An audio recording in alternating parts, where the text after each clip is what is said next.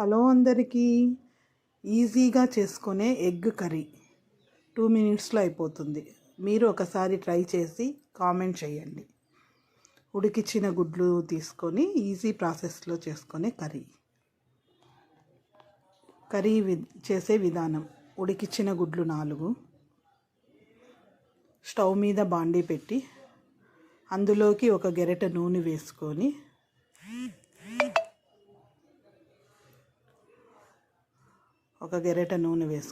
సిమ్లో పెట్టుకోవాలి. హై ఫ్లేమ్లో చేస్తే మాడిపోతుంది, సిమ్లో పెట్టుకోవాలి. నూనె వేడెక్కిన తర్వాత పసుపు,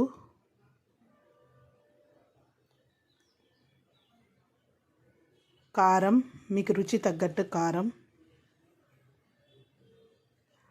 ధనియాల పొడి, తగినంత ఉప్పు. లో ఫ్లేమ్లోనే పెట్టి చేయాలి. అది వేడెక్కిన తర్వాత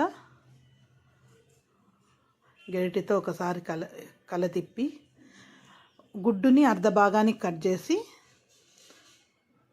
నేను చూపించిన విధంగా ఆయిల్లో గుడ్డు పెట్టాలి.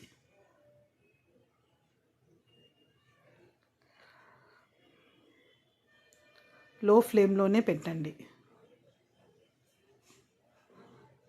ఒక 2 నిమిషాల తర్వాత ఇంకో వైపుకి తిప్పేసేయండి.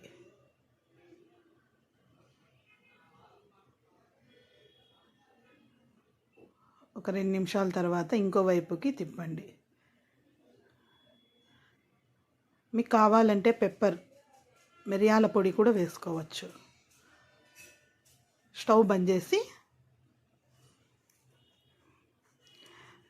చపాతీలోకైనా రైస్లోకైనా పప్పన్నంలోకి సైడ్గా అన్న ఆమ్లెట్ లాగా చాలా బాగుంటుంది. ఒకసారి ట్రై చేసి వీడియో సెండ్ చేయండి.